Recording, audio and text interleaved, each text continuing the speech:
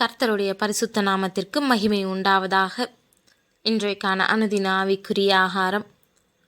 பார்வோன் கட்டளைகளுக்கு மேலே கட்டளையிட்டோம், திட்டத்துக்கு மேலே திட்டமிட்டோம், இஸ்ரவேல் புத்திரரின் பெருக்கத்தை கட்டுப்படுத்த முடியலை. மருத்துவச்சிகள் பார்வோனுக்கு பயந்ததை விட தேவனுக்கே பயந்தாங்கன்றது அவங்களுடைய செயல்லையும் வார்த்தையிலையும் வெளிப்பட்டுச்சு. தன்னுடைய திட்டமெல்லாம் தோற்றாலும் கடினத்தன்மையில் இன்னும் கொடூரனா பார்வோன் தன்னுடைய எண்ணத்தை நிறைவேற்ற நினச்சான்.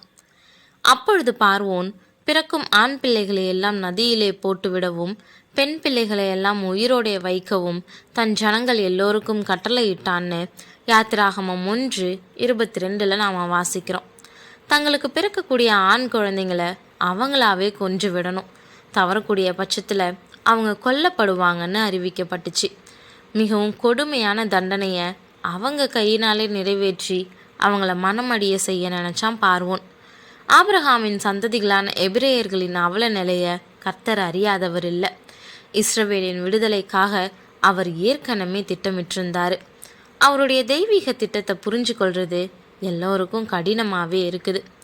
அவங்க இப்போ சந்திக்கக்கூடிய பிரச்சனை கொடூரமாக இருந்தாலும் எதிர்காலத்தில் இந்த மக்களை விடுதலை செய்வதற்கான கருவியாக பயன்படக்கூடிய நபர் முதல்ல பிறக்கணும். லேவியின் குடும்பத்தாரில் ஒருவன் லேவியின் குமாரத்திகளில் ஒருத்தியை விவாகம் பண்ணினான். அந்த ஸ்திரீ கர்ப்பவதியாகி ஒரு ஆண் பிள்ளையை பெற்று அது அழகுள்ளது என்று கண்டு அதை 3 மாதம் ஒளித்து வைத்தாள்னு யாத்திராகமம் 2:1-2 நம்ம வாசிக்கிறோம். இஸ்ரவேலை மீட்கும்படியான அந்த குழந்தை மிகவும் சவாலான காலத்தில் பிறந்துச்சு. அனைத்து ஆண் குழந்தைகளும் கொல்லப்படணுன்ற சட்டம் அமலில் இருக்குது. அது எல்லாருக்கும் தெரிஞ்ச ஒன்று தான். ஆனால் பெற்றோர்கள் தங்கள் அழகான குழந்தையை எப்படி கொலை செய்ய முடியும்?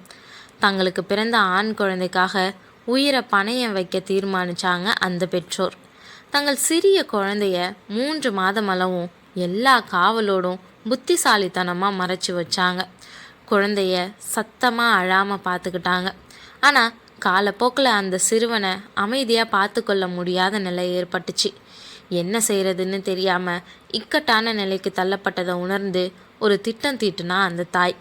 ஒரு நாணர் பெட்டியை எடுத்து அதற்கு பிசினும் கீழும் பூசி அதிலே பிள்ளையை வளர்த்தி நதியோரமாய் நாணலுக்குள்ளே வைத்தால் இது புத்திசாலித்தனமான முடிவுன்னு சொல்ல முடியாது. என்ன வேணும்னாலும் சம்பவிக்கலாம். ஆனால் எல்லாம் நல்லாவே இருக்கட்டும்ன்ற நல்லெண்ணத்தோட இந்த முடிவுக்கு வந்தா அந்த தாய். நாணல் பெட்டியை நைல் நதிக்குள்ளா நாணலோட நாணலாக வச்சுட்டா. கர்த்தருடைய கரம் இல்லைன்னா நிச்சயம் அந்த குழந்தைக்கு என்ன வேணும்னாலும் ஆபத்து வந்திருக்கலாம். ஆனால் தேவனுடைய திட்டம் அந்த குழந்தைக்காக வரையறுக்கப்பட்டிருந்தது. அதனால தான் அந்த குழந்தை நதியில் விடப்படும் நேரத்தில் பார்வோனின் குமாரத்தி அங்கு வந்து சேர்றா. அப்பொழுது பார்வோனுடைய குமாரத்தி நதியில் ஸ்நானம் பண்ண வந்தால் அவளுடைய தாதிகள் நதியோரத்தில் உலாவினார்கள். அவள் நாணலுக்குள்ளே இருக்கிற பெட்டியை கண்டு தன் தாதியை அனுப்பி அதை கொண்டு வரும்படி செய்தால் அதை திறந்தபோது பிள்ளையை கண்டால் பிள்ளை அழுதது. அவள் அதன் மேல் இரக்கமுற்று இது எபிரேயர் பிள்ளைகளில் ஒன்று என்றாள்னு 5-6 நம்ம வாசிக்கிறோம். இஸ்ரவேலில் பிறக்கக்கூடிய ஆண் குழந்தைகள் கொல்லப்படணும், அதுவும் ஆற்றில் போட்டு விட வேண்டுன்ற கட்டளையை இந்த இளவரசியும் அறிவா. ஆனால் அந்த பிள்ளை உயிரோடு இருக்கணும்னு அவள் விரும்புகிறா. இது நிச்சயம் ஒரு அற்புதமான நிகழ்வு. அந்த குழந்தை உயிரோடு இருக்கணும்னா அந்த குழந்தைக்கு பால் கொடுக்க ஒரு தாய் வேணும். அதுக்கு ஒரு பணிப்பெண் தேவை.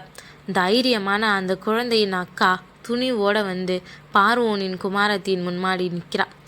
பாலகனின் மீது இரக்கம் காட்டக்கூடிய இளவரசியை புரிஞ்சு விரைவாக பதிலளிக்கிறாள். அப்பொழுது அதன் தமக்கை பார்வோனின் குமாரத்தியை நோக்கி, உமக்கு இந்த பிள்ளையை வளர்க்கும்படி எபிரேய ஸ்திரீகளில் பால் கொடுக்கிற ஒருத்தியை நான் போய் உம்மிடத்தில் அழைத்து கொண்டு வரட்டுமா என்றால், அதற்கு பார்வோனுடைய குமாரத்தி, அழைத்து கொண்டு வா என்றால், இந்த பெண் போய் பிள்ளையின் தாயையே அழைத்து கொண்டு வந்தாள்னு 8-9 நம்ம வாசிக்கிறோம். பிரியமானவர்களே, நம்ம சந்திக்கக்கூடிய சவால்கள், பிரச்சனைகள் எல்லாம் நம்மளுடைய பலத்துக்கு மிஞ்சியதாக இருக்கும்போது நம்ம சோர்ந்து போகிறோம். அதீதமான போராட்டங்கள் நம்மளை எதிர்மறையாகவே சிந்திக்க வச்சிடுது. நாம் சோதனைகளில் மனம் ஒடிஞ்சு விசுவாசத்தை விட்டு விலக பல முறை எண்ணிடுறோம். ஆனால் எல்லாவற்றையும் கர்த்தர் நிதானமாக கவனிச்சிட்டு வராருன்ற சிந்தையை உடையவங்களாக நாம் இருக்கிறதில்ல. அவர் ஏற்ற காலத்தில் சரியாகவே எல்லாவற்றையும் செய்வார்ன்றத நாம் உணரவே இந்த சம்பவங்கள் நமக்கு சொல்லப்பட்டிருக்குது. மிகப்பெரிய அச்சுறுத்தல் இருந்தபோதும் அதுக்கு பயப்படாமல் இருந்த ஒரு பெற்றோர்கள் மூலயமா தன்னுடைய திட்டத்தை அழகாக செயல்படுத்த துவங்குறாரு தேவன். எல்லா ஆண் குழந்தைகளும் மரணிக்கும் போது அற்புதமாக ஒரு குழந்தை காக்கப்படுது. தேவனுடைய பரிபூர்ண செயல்பாடு இல்லாதிருந்தா நிச்சயம் இது நடந்திருக்காது. எல்லாம் அவருடைய கரத்தில் தான் இருக்குதுன்றத நம்ம இன்னைக்கு நிதானிக்க அழைக்கப்படுறோம். எல்லாவற்றிலும் விசுவாசத்தை காத்துக்கொள்ள தீர்மானிப்போம். நிச்சயம் நம்மளுடைய கர்த்தருக்கு பயப்படக்கூடிய பயம் பெரிய காரியங்களை தேவனுக்காக நிறைவேற்றும். தேவன் தாமே கிருபையும் தயையும் செய்வாராக. ஆமீன்.